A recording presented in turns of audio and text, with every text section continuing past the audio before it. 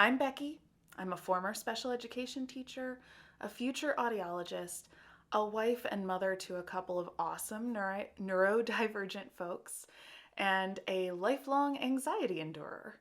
Basically, my whole life revolves around disability. And today we're going to be discussing mental health and what not to say to people who are struggling. I'm a grad student, and there have been two suicides on our college campus within a few days of each other. Obviously, this is so tragic and has been traumatic for our community. What is less obvious to some people is that many of the comments and messages that they leave with good intentions are actually extremely triggering and harmful to people with mental health issues. I'm going to go through 4 types of comments and explain why they are problematic, and also the one comment that I wish people would say instead. I also want to explain that these are usually comments I've seen left on stories about people who have committed suicide. Although those people aren't going to see these comments, other people with mental health issues will. First of all, probably the absolute worst thing you could say. Life isn't that bad. You're missing a pronoun in that sentence. Whose life isn't that bad? Your life may not be that bad, but obviously for the other person, they feel like it is. That would be like going up to a person who's missing an arm and saying, "Arm is still there." Well, sure, your arm is still there, but that other person's arm isn't. By saying life isn't that bad, you're completely invalidating how the person feels. Not only that, but if this is a person who feels at their lowest and you tell them, "Nope, it's not," what hope does that give them? This isn't as bad as it can get. It can get worse.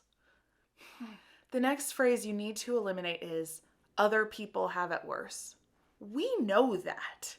Do you know how guilty a depressed person feels when they see malnourished children fleeing war-torn countries and they're laying in a bed in a house that has central heating and running water and they are unable to move solely because their brain won't let them? This is one of the reasons why people don't talk about their mental health, because the internal guilt is already so heavy that depressed people will do anything in their power to keep the external guilt away. On that note, please stop saying, "Reach out whenever you need to talk." I have mixed feelings about this one because it is so well intentioned, and I do think that most people mean it to a degree. Reaching out and talking is something all friends do with each other, especially during times of struggle.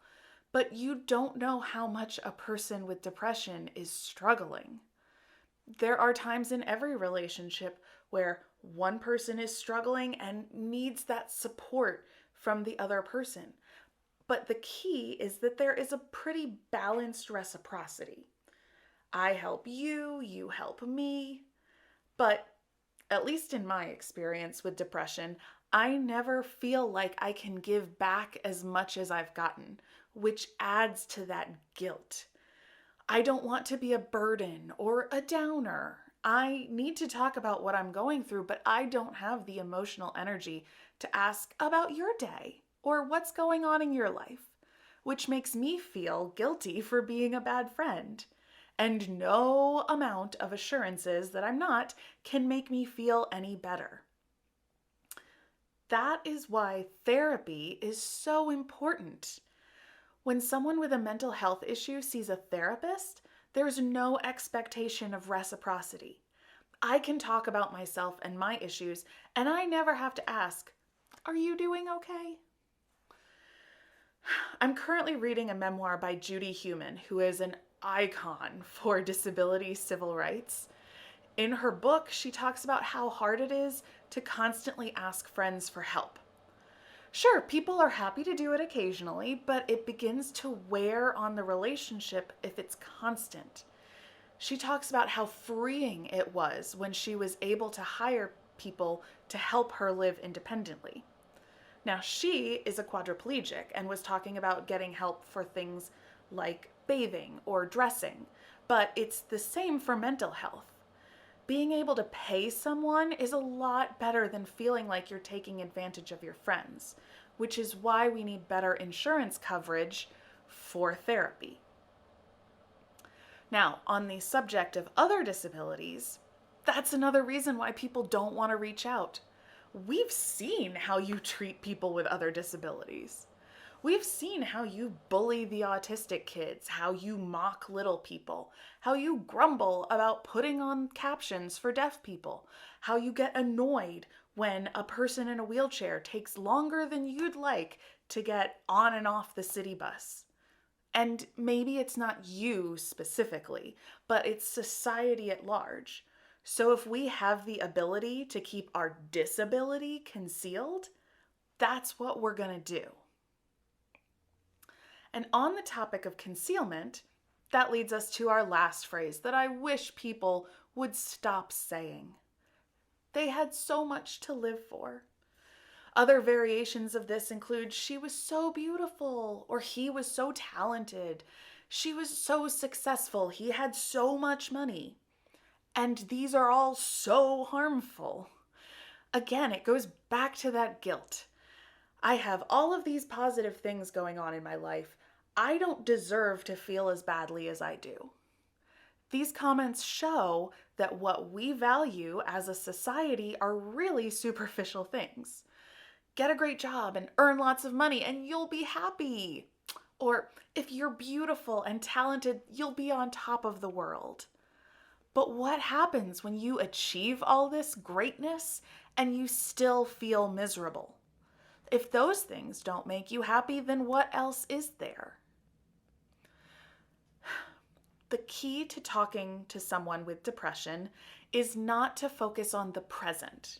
For that person, the present sucks, and saying that it doesn't will only make things worse. You need to talk about the future, especially if someone is suicidal, which unfortunately you usually won't realize until it's too late. Because a person who is that depressed can't see any possible future, and that's what they need help with. Here's my suggestion for what to say if someone has depression or is just going through a really rough time. I know it feels hopeless right now, but things will get better. This acknowledges their feelings while also giving a bit of hope. If you say this directly to someone, with any luck, they will respond with, well, how will it get better? Or when will it get better? And even though you may not be able to answer those questions, it still opens up the conversation to talk about what they need. Regardless of how they respond, check in on your friends. Don't wait for them to contact you because it's probably not going to happen. And check in on your happy, confident, successful friends because depressed people are usually really good at masking their depression. If you or someone you know is struggling with mental health, I have resources linked below. And remember to be kind to everyone. You never know what someone is going through. If you have something you'd like to share, please leave a comment below because I want to hear your stories.